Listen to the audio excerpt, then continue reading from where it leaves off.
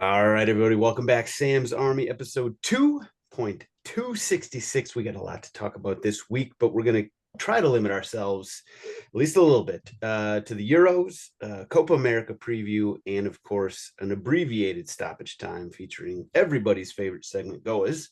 But first, time to welcome in this week's panel of distinguished beauties. We're going to start off with Mr. Mitchell Goulet, aka Overtime Mitch, who's sporting the Larry Bird jersey, of course, as he's fresh off the train from Boston, where he witnessed the Celtics. What is it, like the 14th? 18. 18th. 18. Get it right. I would never want to sell you short there. So the 18th NBA championship. How was it? How was the game? How was the celebration? It was good. I was there on a brand deal, so unfortunately I did not get tickets to the game. I will not say which brand, but I wish I did. Energy outside the Garden was sick. Afterwards, climbed a couple light poles, did a couple interviews, 20 feet in the air. It's a good time. Scenes were really, really cool. And this team deserved it. Like, come on, they've been the best team all season. It's funny. I'm asking you about the Celtics, and Mikey's just as big a Celtics fan. But we're not getting into that. That's not your question, Mikey. Your question, Mr. Podcast himself, Mikey Fowler, is since you're at that very beautiful hotel room I can see in Nashville, with the wallpaper just screams chic, Marriott. You're there for Tight End University. So for the uninitiated, which I would consider myself at least partially uninitiated, what is Tight End University and what are you doing down there? It's a gathering of all of the professional football playing tight ends in the league. They have what they like to call a fraternity, a brotherhood amongst them. They do meetings where Travis Kelce explains the subtleties, like runs through film of how he gets open.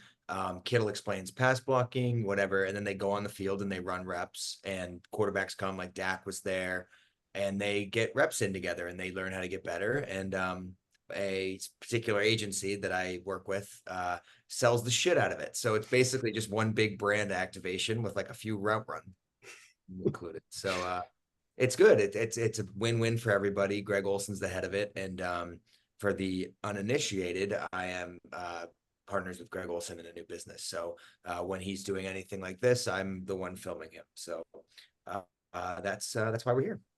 Mikey Fowler is Mr. Podcast and Mr. just sort of content all around. Skipping a Jelly Roll concert to be here tonight with you, Sam. So I thank you, Mitch. Thank you, and everybody who's listening. Remember that he's giving up a Jelly Roll concert to chat some footy with us. So let's get to it. All right, we will hit up Euros first. Euro 2024. We are exactly, I can do the math on this, I guess 12 games into the tournament, which is through the first round of games at this point. Everybody's played once. So we'll start off with kind of a softball question. Mitch, you want to go first here? What was your favorite game of that first round? I like the high scoring Germany-Scotland. I really liked what Germany looked like coming out. They defended home turf really well, and out of all the powerhouses, I feel like they looked the best. France kind of underwhelmed, England underwhelmed, Portugal underwhelmed. So I like Germany to win this at home right now. Oh, we're gonna get to the We'll get it. Yeah, yeah, yeah. I'll Okay. elaborate a little more, but just based off one game, I like Germany. Okay, fair enough. I will sort of offer a little bit of pushback and say that Scotland, who I was rooting for, stunk.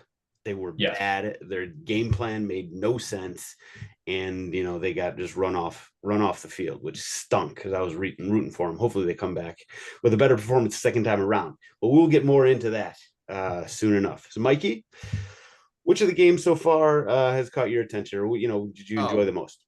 Romania, Ukraine was awesome. I understand how much fun it is to hate Zinchenko, or at least support against him.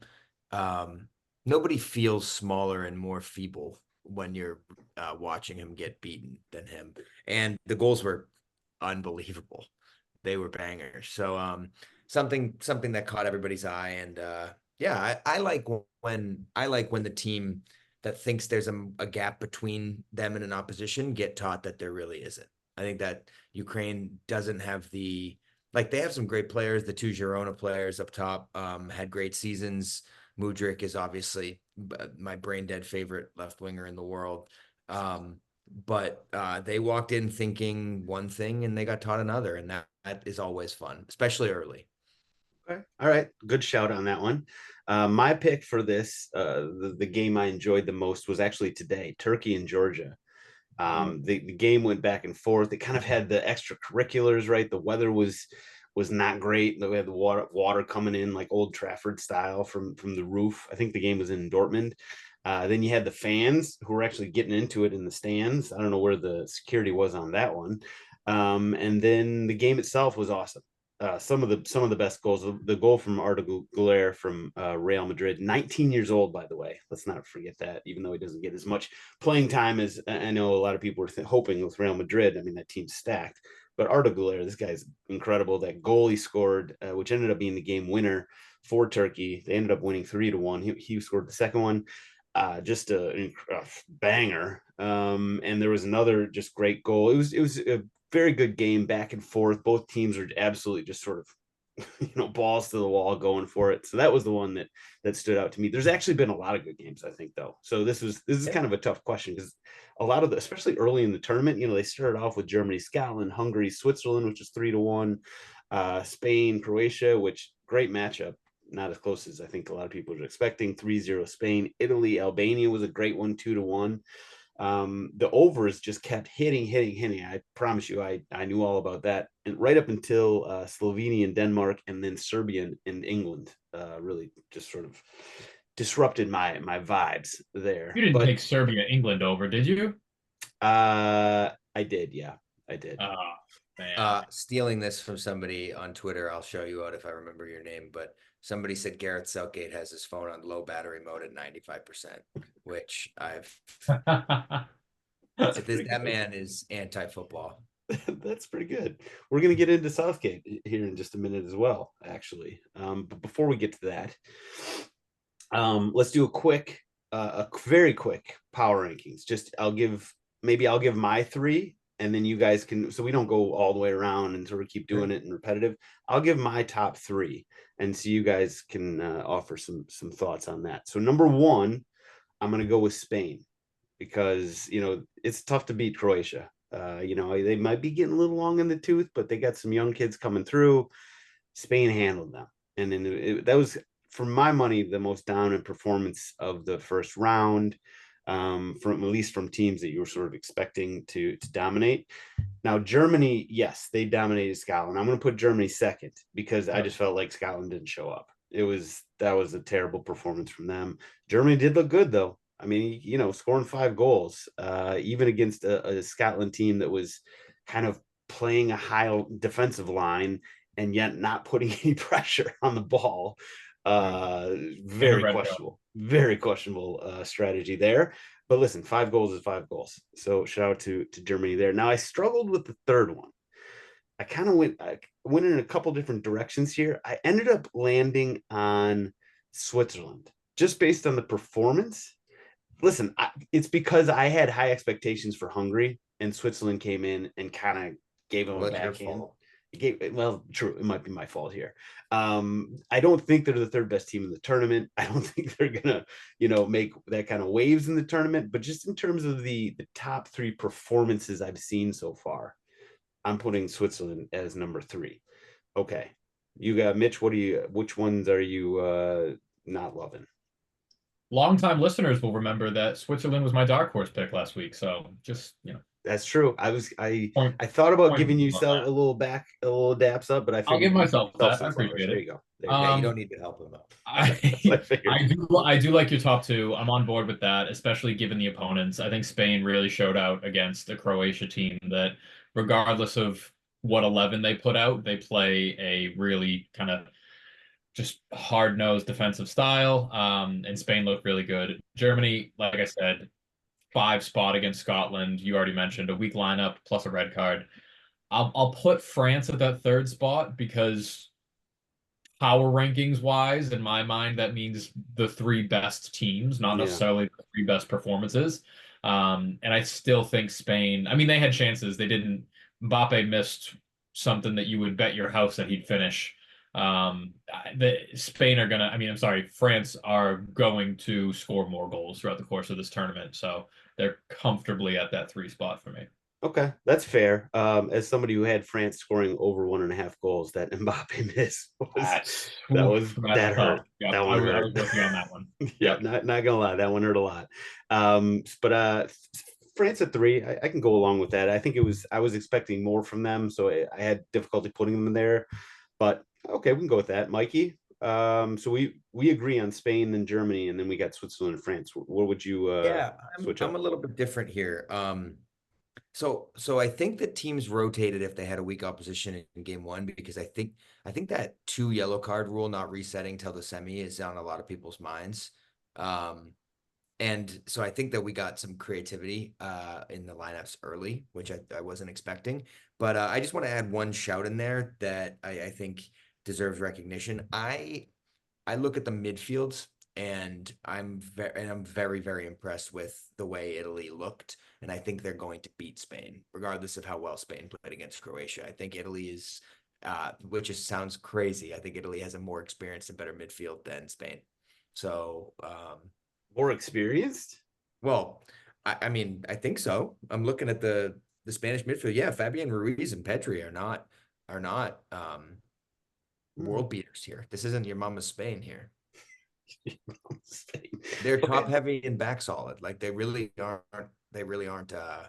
They really aren't tick-tocking away. People have said the I same think about me. Jorginho and Barella as a double pivot is better. I really do. Okay. Listen, we talked about that group being the group of death coming in, and It is. Albania is obviously no slouch. Croatia, we're not really Is sure. Rodri hurt? Is Rodri seriously hurt? I don't know. I don't know. He was booked too, uselessly. So So was that's Mbappe. yeah.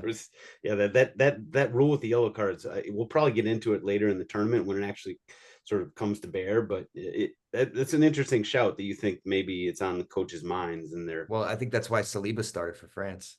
really just Yeah. because you think I think he likes some less, right? Yes, yes. Yeah.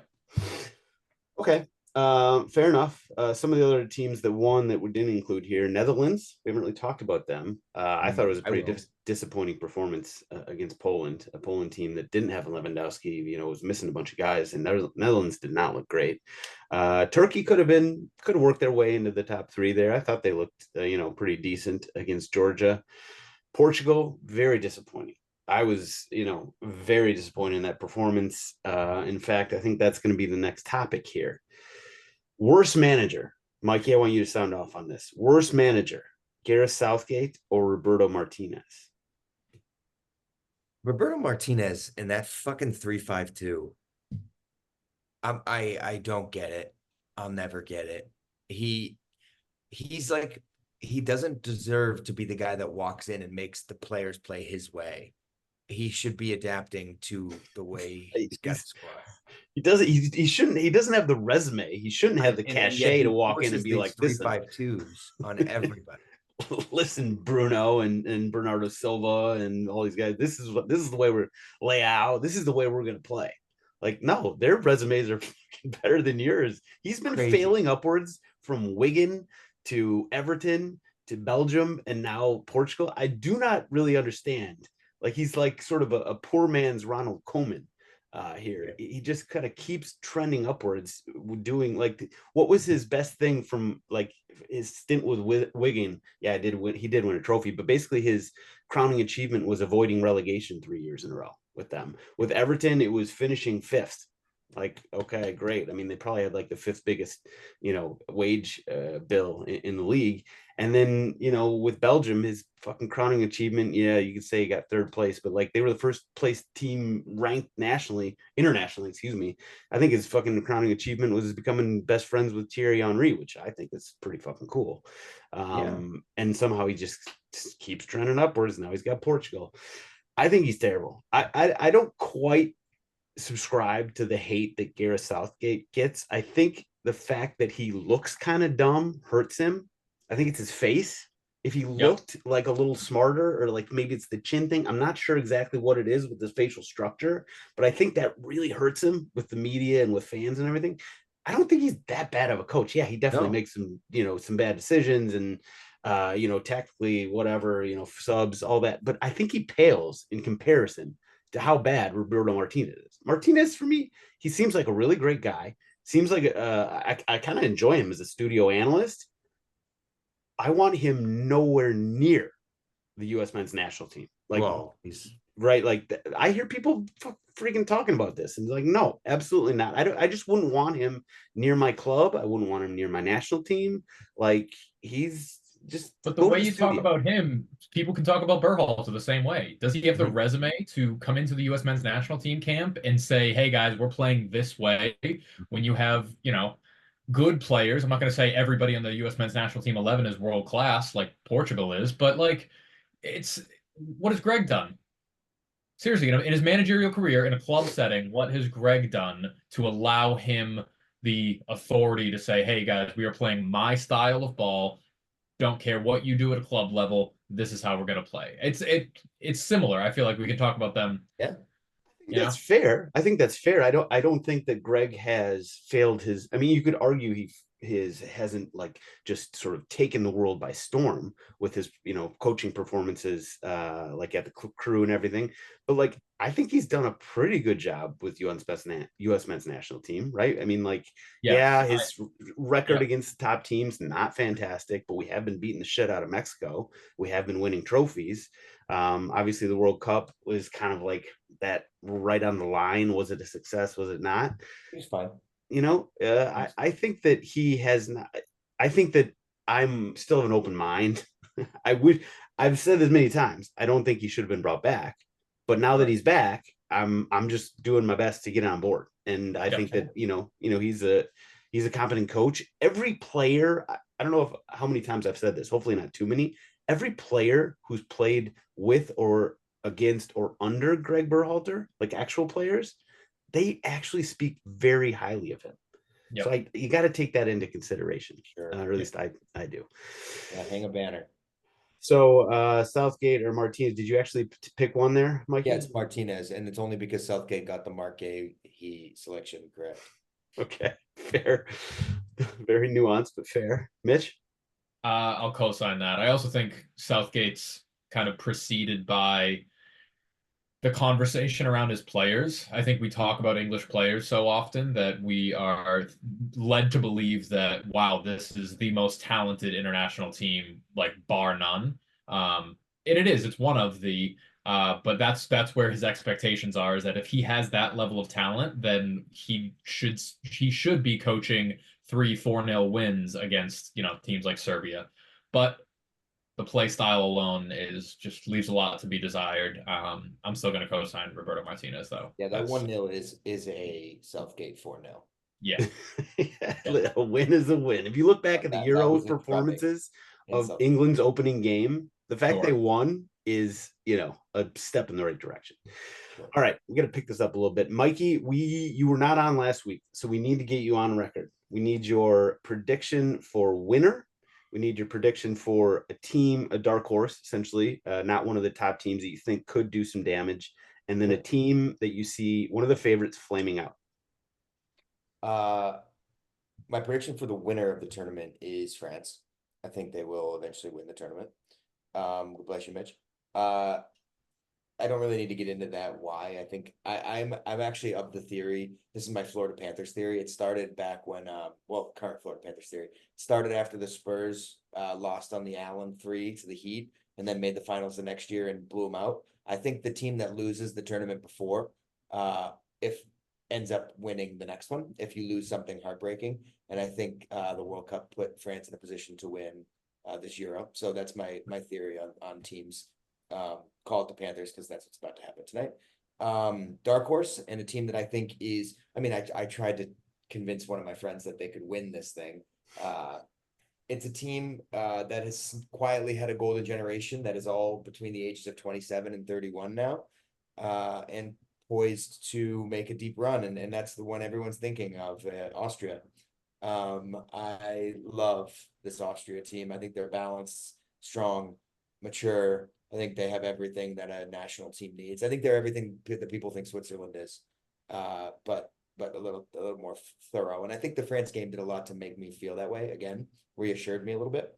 And my favorite who will flame out, another team that had a golden generation. No, I hate every single red flag that I have about national teams.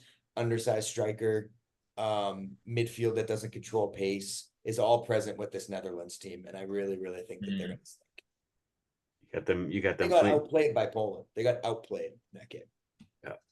Okay. All right. Good shouts. A lot of interesting ones. That you actually agreed with Mitch and me. We picked France last week as winners, although I think Mitch might be backtracking on that. You know, Mbappe's never scored at the Euros. Really? Yeah. I did not know that. Yeah. That's interesting. I bet you he scores here. So we can check that one. Yeah. I think he's officially ruled out for this next game with his broken against Netherlands.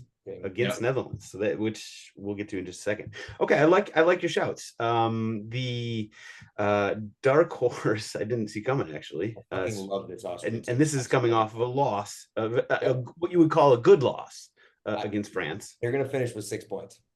Oh, there. Okay, that's spicy meatball. Mitch. Now, so we, as the people who were there last week and gave our predictions, we've now seen a game from everybody. I'll give you a chance. You want to tweak any of your predictions?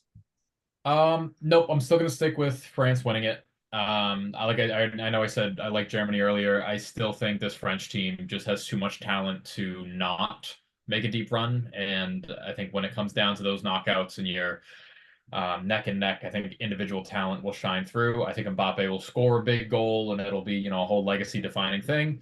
And I'm now a new subscriber to Mikey's theory that if you lose a previous competition in heartbreaking fashion, it sets you up to win the next one. I'm into that. Yeah. But I noted that as the motivation for one of the reasons that I wanted. You did last week. That's right. It is. I like it. I still like Switzerland though.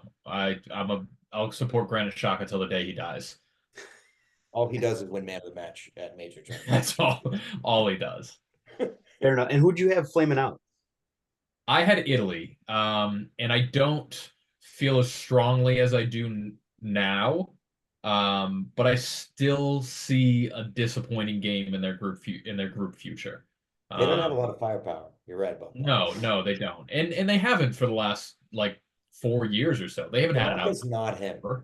But I'm not convinced by that Netherlands win. That score line is doing them a whole lot of favors. Belgium look woeful. Oh my God. How many fucking chances did they miss? Needless to say. Lukaku specifically. Yes. But Belgium they got some work to do.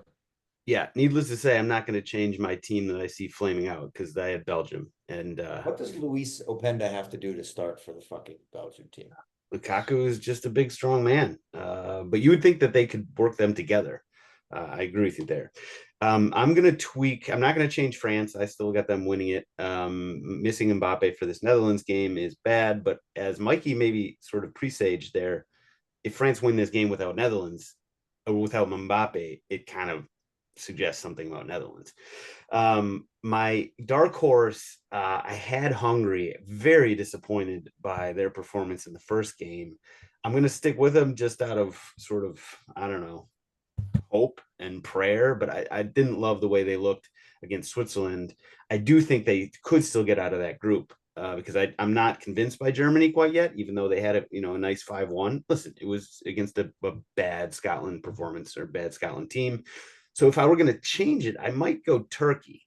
I could see that team sort of doing some damage in the tournament. They've also got a win, which sort of puts them a leg up to get to the next stage where you need to get to do some damage. But I'm going to stick with Hungary officially. Now, quickly, last question. One, we don't have to go into it. Which of the second round of games are you most interested in? Spain, Italy has to be.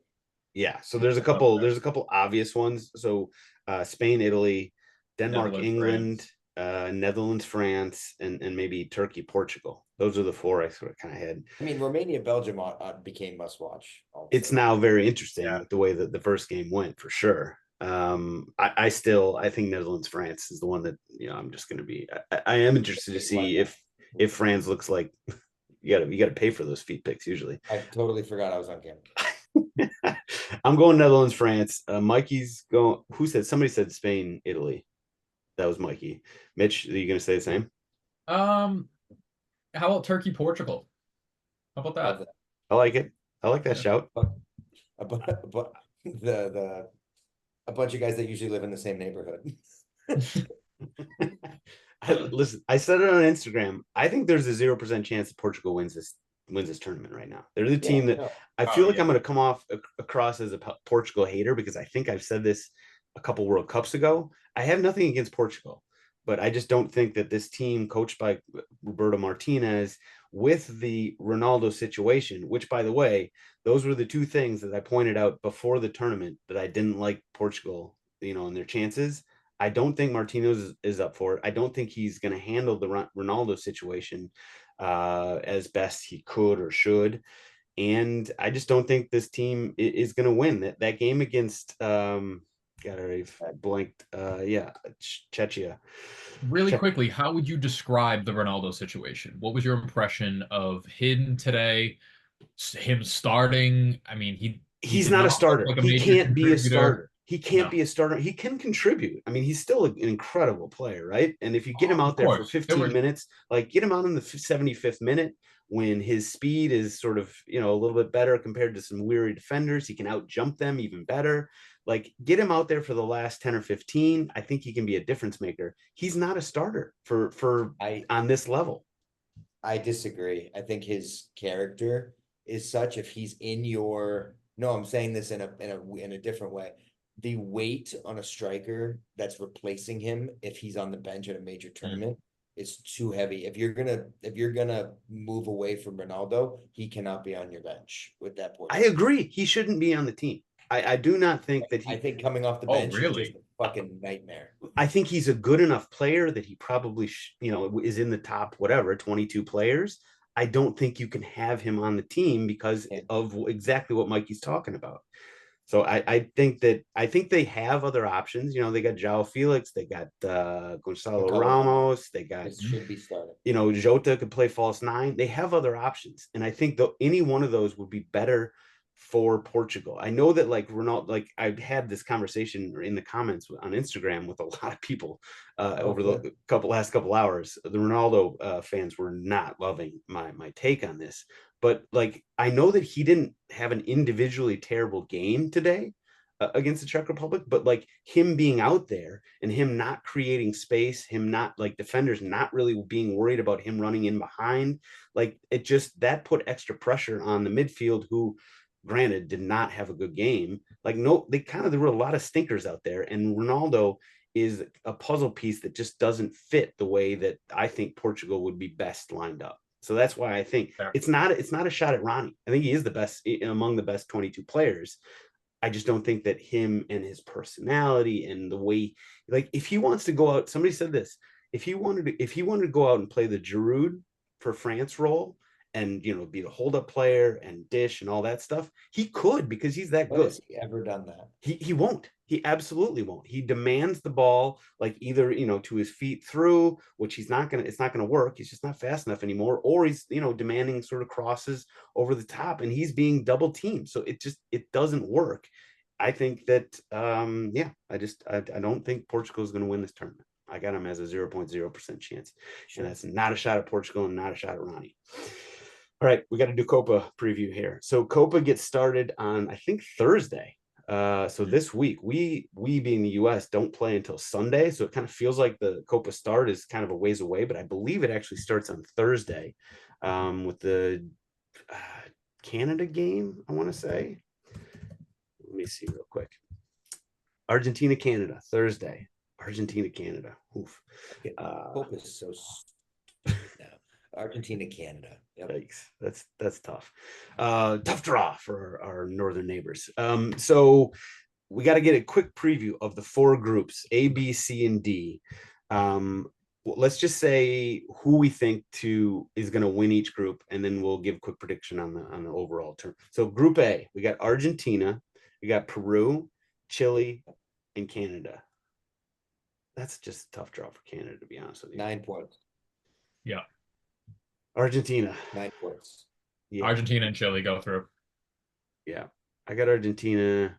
I don't know about Chile. I might go Peru, but I don't have Canada going through. Chile and Canada will both be on 4 points, and Chile will go through. Group B, Mexico, Ecuador, Venezuela, and Jamaica. I was so hot on Ecuador. And I've been with you, Sam, for 8 years. I've always loved this Ecuador team. Nope, they don't have it. You're out. You're out on Ecuador now. No, they're gonna win this group. This might be the weakest group, right? Oh, this is definitely the weakest group now. Looking at it, they don't have it though, especially with Mexico. They don't have it. Could they beat Mexico? So you have Mexico. They will top the group, but I think it'll be with 6 points. Okay. I was gonna say, like, you were high on them just in the last World Cup. I've loved that team for years, and I think I've seen enough. I would love if Jamaica won this group. And that's kind of where my head's at right now. Right? There's shit going on behind the scenes, though. There's this shit going on behind the scenes with Jamaica that that's right. Right? Yeah. That if they had their players, I think that they could be legit. I just don't know what's going on with some of the guys. Leon Bailey, there was some talk of him either not being happy or not even showing up for this tournament. They're starting guys without foot mob profiles, so I'm not going to take them. That doesn't help. I'll be honest with you there. Okay, so Group B. I guess I gotta go. We all hate Mexico that much that this team is just so far gone. But they're just not good either. Like this Mexico team is just not that good. So I gotta go Ecuador with you as a group winner. I'd love to see Jamaica come out. I'm sure Mexico will find a way to finagle. I think Venezuela's gonna. This is my hot take for the tournament. Venezuela's gonna concede and score less than 2 goals on both concede and they're gonna play a lot, like 3-0 possibly. Boy, that's over betters wet. Well, not don't wet touch Venezuela. Nightmare. Yes, stay away. I'll take notes on that one.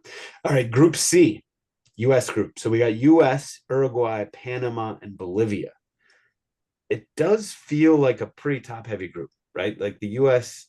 and Uruguay feel like they're, I wouldn't say miles, but kilometers ahead of Panama and Bolivia.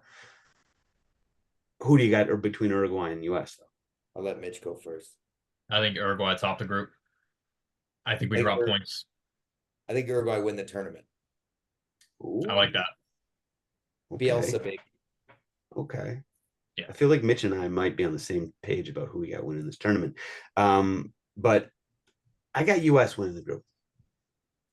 I think that's just blind optimism, though. I'll be honest. On how many points? 4.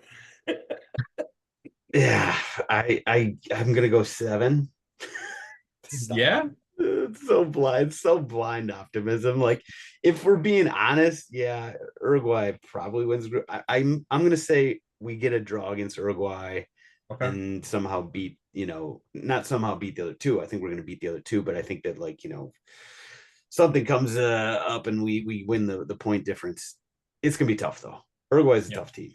Uruguay is a tough team, I will be honest. Uruguay is very tough. Bielsa's crazy. And I don't know why we are not talking about the other 2 teams in that group being good enough to beat the United States. Panama?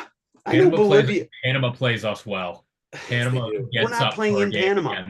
We're not playing in Panama, guys. Panama and Bolivia are both teams that dominate at home because they have legitimately geographical unfair advantages. Yeah, right. And we're not playing in Panama or Bolivia, right? We're not going to La Paz or whatever, right? So but those teams are tough. They're tough. Any team coming out of South America is tough, right? Venezuela. These two qualified in like we gave up our legs to do so fashion, and we waltzed into this thing. I think the mindsets are not correct. So I don't know. I'm just very nervous. And I think it'd be a very funny way for Greg to go out for us to not get out of this group. If we do, right. Draw to Bolivia on the last day. Really we draw both the games and we get smoked by Uruguay. Is Uruguay the third game? Yeah, it is. It Yeah. is. Okay, that's Yeah, interesting. going a must win against Bielsa's Uruguay would be a lot of fun. Yikes. Yeah, that pressure is on Sunday against Bolivia. Okay, Group D: Brazil, Colombia, Paraguay, Costa Rica. Tommy McCabe special, baby. It is. It is. I mean, I think he sold me on Colombia, to be Big honest with time. you. Yeah. He sold us all, I think. That's what we're talking about. Yeah, yeah. He sold us on Tommy. Colombia. Yeah, Tommy is so high on that Colombia team. Um, and Brazil, just the way they played against us. I mean, I don't know. It's they obviously They're don't. still Brazil. They are I still mean, Brazil. we played out of our shorts that game. They're still Brazil. So do you got Brazil winning this group? I do. Okay. Yeah. Mikey, you got Brazil? Yes. I'm going with Colombia. I got Colombia in this group. Ah, I like the vibes coming out of the camp I don't there. hate it. We had a little mole They'll working both on. be through. They'll both be through, and they'll draw, and then they'll play. They won't even play each other in that third game. And just walk through. All right. There's our predictions for Copa America. I'm excited though. You know, we basically will have Euros in the morning and Copa America in the afternoon, like that and evening. That is a great day. I've been reading about how that's happening, and it's fucking hasn't. So hurry up. I know it does. It does feel like let's get this going. Friendlies. I was watching Euros and seeing friendlies in the evening. I'm like, what the fuck? So quickly, I mean, I have us beating Bolivia. I don't think this Bolivia team is that good. Just relatively speaking, Bolivia has had better teams. I think we win this game, kind of not easily, but I think that we win this game in a solid fashion. Do either one of you guys disagree with that? It looked like Mikey, you might be the one I would say sort of gave me a side I'll let eye. it slide for now. You let it slide for now. Mhm. That we're gonna win. Yeah. All right, Mitch, you're on board. Yeah, I don't think it's a flaming hot take to say that we win this game 3-1. Just let me know when it doesn't. Just know who said it. I'm not gonna come out and play that. I'm not saying it in my chest. Fence sitting Mikey over there. All right, fair enough. The draw. game's on Sunday.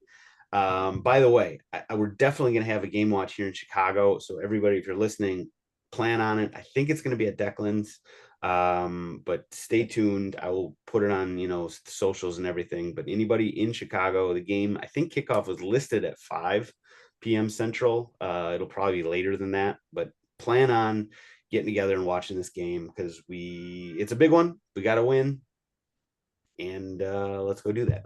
All right, let's finish strong with stoppage time. We're going to keep it short. We're skipping over Ivan Toney and his best bets this week. We're going to hit up everybody's favorite segment, GOAWs. Mitchell, I think I'm going to go to you first since you're making eye contact. I got a good and a bad one. The bad one that we'll start with is Fox for going fishing at noon today instead of Turkey, Georgia. I don't know why you don't have ubiquitous coverage of this tournament. Why is every game not televised? If you've bought the exclusive rights here in the States, why are you not televising every game? I'm inclined to completely log out and go all in on Stream East now because it's like, what the fuck? And even when I do log on to Fox, I have to listen to Alexi Lalas talk. I mean, he's so out of his element on that panel. I don't know. Fox needs to do a little better. I'll probably get a job offer from them in 5 years. I'm going to co-sign that while you're on it, since you took my go. I'm just going to say I co-sign that. I know why they did it. They bought the exclusive rights and then they subleased it according, basically they sold the rights off to 5 games to Fubo TV. I got no problem with Fubo TV. Obviously, they're a streaming service. They're just trying to get people to sign up for their service. Whatever. Fox, if you buy the rights, you show the goddamn games. Like I'm so beyond. Don't outsource it. Don't. It's a month-long tournament. It's different if it's like a league or a season long thing. 100%. Fine. A month-long it's an international tournament. Whatever. We're done. My good Goa, however, the real Goa is not a person, not a team. It's more of an idea. Taking a hit, just having a fucking rip is back, and I love it. Out of the 34 goals scored at this tournament, 10 of them have come from outside the box, and they are fucking crackers. They are gorgeous hits. And I just think we need more of that in the club game. I don't know if it's the concentration of these goals that makes me feel this way, or if it's just, watching too much Premier League, but we need to be just taking more hits ill-advised, outside the box, 25 yards further. No. Yes. No. Yeah, just have a fucking crack. And I think you can take that into your day-to-day life too. Just have a fucking hit sometimes, you know? Having a Spoken like a fucking hit. true center back here. Amen, Spoken like a brother. true center back. Just you wake up in the morning dreaming about that sort of half volley, hit it perfectly from 32 yards out that just goes Sits up directly nice upper for you. It's corner. gonna start outside the post and come right back in. Oh Oh, yeah. Oh, you oh, cut yourself thinking about this. Okay, fair enough. Have a hit. That's your have a goal. hit. I can get on board with a just a concept as a Goa. One being a broadcast network and one being a concept. I like that. It's whimsical. This is a whimsical episode. Mikey, who you Fun got as little your whimsical goal? guy. I didn't even know if Mitch meant to set this up so perfectly, but I don't even really need to do too much work. Have a hit, son, directly translates actually in I don't even know what nationality. It's Tommy McCabe. Oh yeah.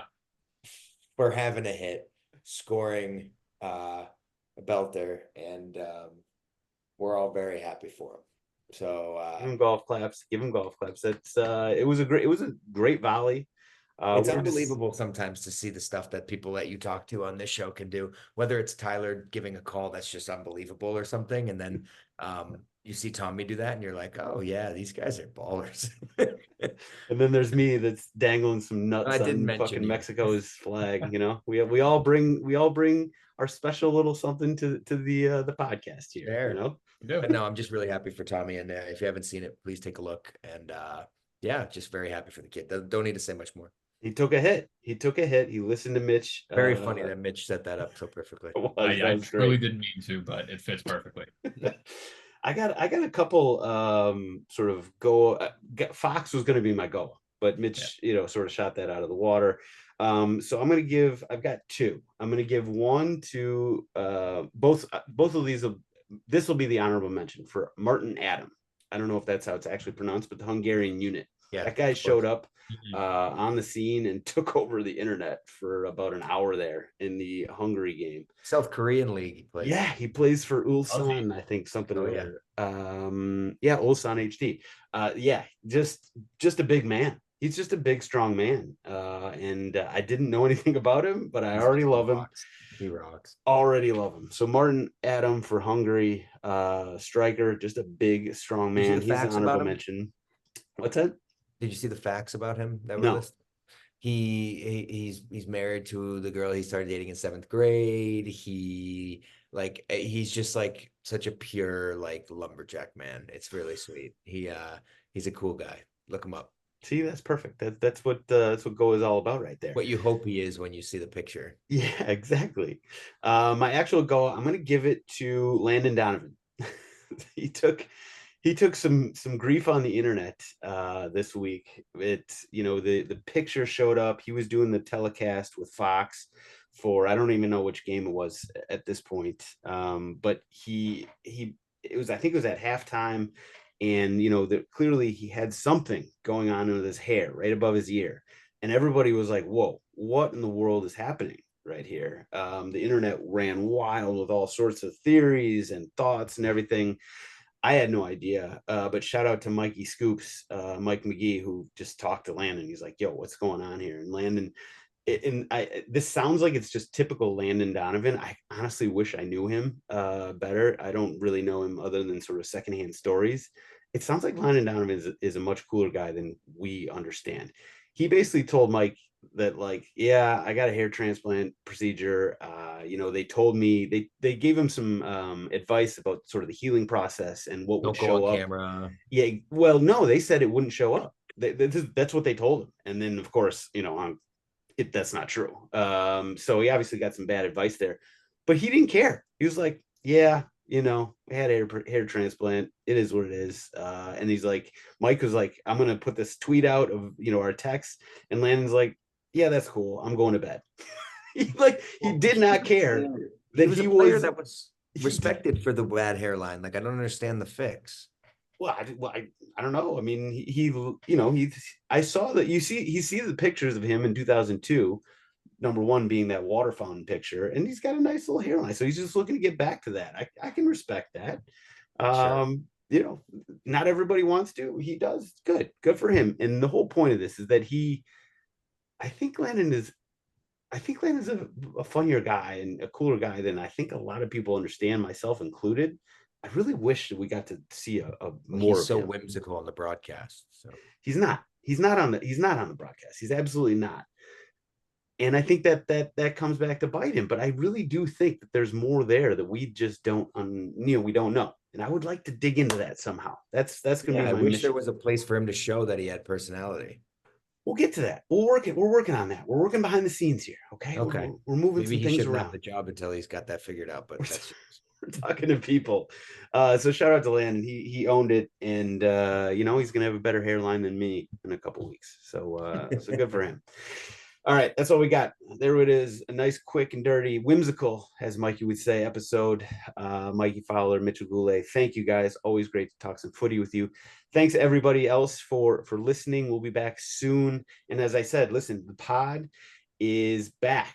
There were a couple weeks, if not months, where I just didn't know what was happening. I was kind of beating myself up. I was giving myself ulcers and stuff. These guys are in. I'm in. We got big plans. Thank you guys for listening. Do us one favor. Tell a friend. And we'll be back bigger, better, stronger, faster next week. Let's get this win on Sunday.